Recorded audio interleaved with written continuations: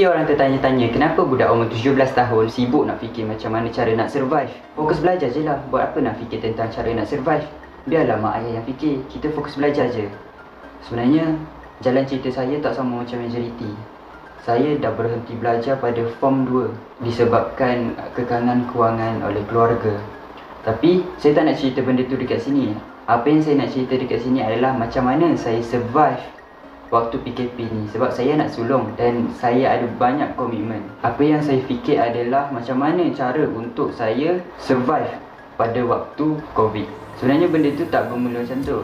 Pada hujung tahun lepas, alhamdulillah saya dapat belikan kereta untuk ibu saya. Sebab sebelum tu saya bidang trading, stock market dan financial market. Jadi saya selalu baca tentang fundamental. Dan pada waktu tu, pada hujung tahun lepas, saya banyak baca berita tentang apa akan berlaku jika coronavirus merebak semakin luas pada waktu tu. Banyaklah macam-macam jangkaan saya baca. Ironinya, sebelum pada benda tu berlaku, saya selalu tengok movie pasal zombie, pasal virus macam Contagion. Lepas tu yang Korea tu saya lupa apa tajuk dia. Lepas tu, jadi masa tu saya pun fikir, kalau betul macam dalam cerita tu jadi, contoh macam masa semua kena kurung, kena kuarantin, kalau benda tu berlaku dekat Malaysia, mesti orang akan dikurung.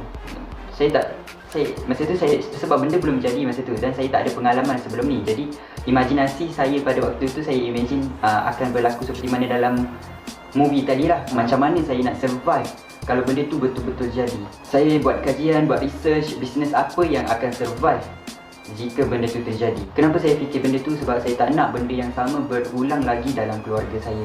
Saya cari bisnes apa yang akan survive, boleh survive pada waktu orang manusia di kuarantin. Dan kalau ikutkan benda yang dah jadi ni, PKP lah. Macam mana nak survive waktu PKP? Sebab waktu tu belum PKP lagi. Saya ada dengar daripada orang-orang yang dah berpengalaman, dia membuat jangkaan pada tahun 2020 ni akan jadi satu tahun yang agak mencabar untuk ekonomi dunia. Saya pandang benda tu secara serius. Saya buat research, saya dapati beberapa niche yang akan survive pada waktu PKP. Saya sebut PKP je lah kan. Okay, pada waktu PKP. Sebab masa tu saya tak panggil PKP. Masa tu saya fikir kuarantin je, semua bisnes yang kedai fizikal tak dapat dibuka. Saya fikir macam tu. Dan antara niche yang saya dapat pada waktu itu adalah telekomunikasi. Kenapa telekomunikasi? Apa yang saya baca, dia merupakan satu niche yang kalis ekonomi. Sebab apa? Walaupun berlaku bencana ataupun apa masalah, manusia akan tetap berhubung. Jadi disebabkan itulah bisnes telekomunikasi ni akan survive pada waktu PKP. Antara bisnes yang boleh survive pada waktu PKP. Kemudian saya cari bisnes apa yang berkaitan dengan telekomunikasi. Takkan saya nak buka syarikat telco jenama saya sendiri. Itu modal dia sangat-sangat besar. Jadi saya buat research, saya cari. Alhamdulillah saya teringat dan terjumpa bisnes yang saya buat pada umur saya darjah 6. Tapi masa tu modal dia RM100. Jadi saya tak buat sebab modal pada waktu tu sangat besar. Dan saya darjah 6, tak logik lah saya. Bukan tak logik, memang saya dah daftar.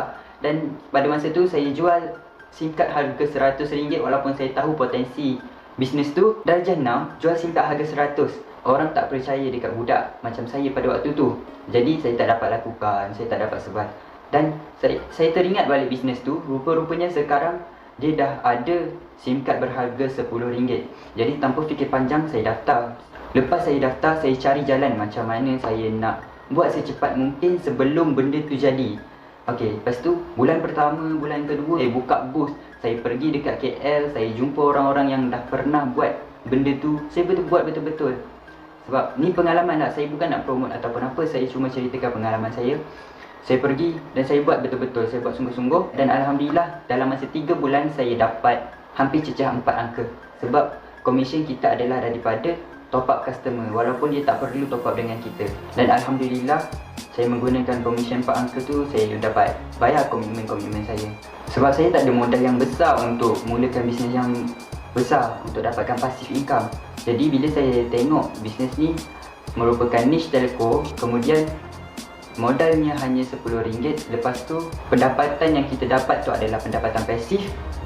Jadi saya terus buat sebab saya rasa itu adalah bisnes yang paling sesuai untuk saya buat pada waktu PKP. Dan Alhamdulillah betul pada waktu PKP permintaan untuk SIM card ni meningkat secara mendadak sehingga 300% lah. Kalau senang cakap 300% lah.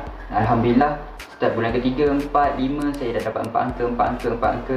Dan pada bulan 6 saya ada buat eksperimen, saya tak daftarkan orang. Dan Alhamdulillah pendapatan itu masih 4 angka. Jadi sekadar itulah pengalaman saya membagi ilham kepada orang yang memerlukan dekat luar sana. Sebab saya ada beberapa orang yang dibuang kerja dan Alhamdulillah dia mula untuk gunakan platform ni untuk mencari income. Dan saya rasa benda ni membantu orang lain juga.